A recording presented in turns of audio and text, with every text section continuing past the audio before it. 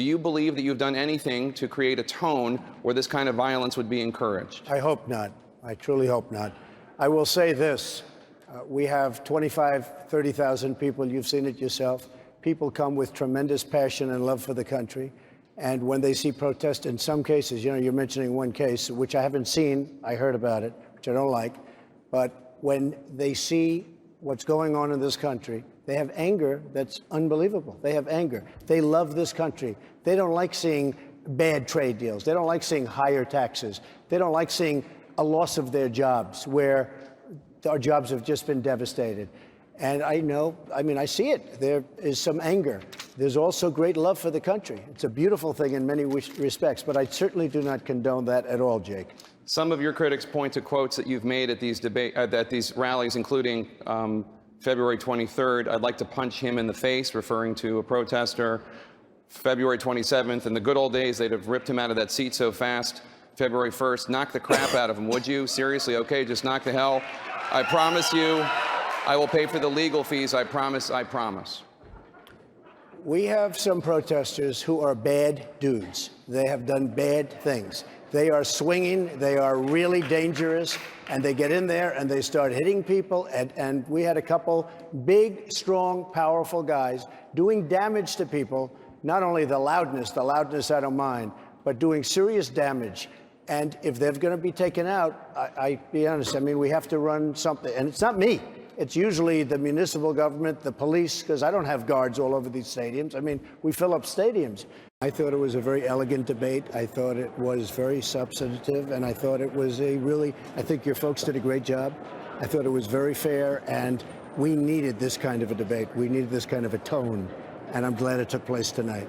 Do you think it played to your advantage? I think so. Look, the other is the other. If somebody hits, you hit back. And I think that's true in life. That's true in running countries. It's true in running businesses. But I just found this to be a very elegant evening. I think we all did a very good job tonight. I thought it was actually terrific and very different, because it has really been harsh.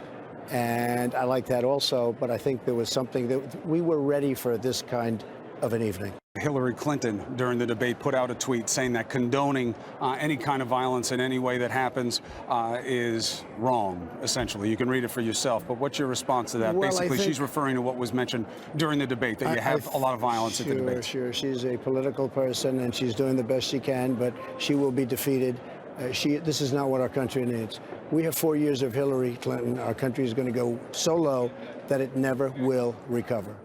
You've said the concept of opening Cuba is fine. Why do you agree with President Obama and disagree with what Senator Rubio said? I don't really agree with President Obama. I think I'm somewhere in the middle. What I want a much better deal to be made, because right now Cuba is making, as usual with our country, we don't make good deals. We don't have our right people negotiating. We have people that don't have a clue.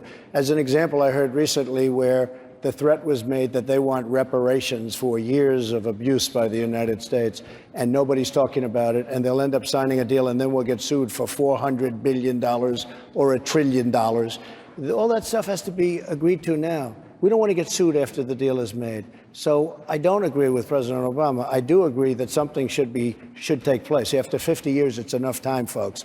But we have to make a good deal, and we have to get rid of all the litigation that's going to happen. This was just a little story, but it was a big story to me, because they said, oh, here we go. We make a deal, then we get sued for a tremendous amount of money for reparations. So I want to do something, but it's got to be done intelligently. We have to make a good deal. Senator Rubio, I know you want to get in, but just to be clear, Mr. Trump, are you saying that if you were president, you would continue the diplomatic relations, or would you reverse them? I would want to make a good deal. I would want to make a strong, solid, good deal, because right now, everything is in Cuba's favor. Right now, every single aspect of this deal is in Cuba's favor. It's the same way as the Iran deal. We never walked. All we do is keep giving. We give and give. Mr. Trump, just to be clear, there is an embassy that you would have to decide whether it would be open or whether you would close it. Which would it be? In Havana. I would probably have the embassy closed until such time as a really good deal was made and struck by the United States. All right. First of all, the embassy is the former consulate. It's the same building, so it could just go back to being called the consulate. We don't have to close it that way. Second of all, I don't know where Cuba's going to sue us, but if they sue us in a court in Miami, they're going to lose. Third,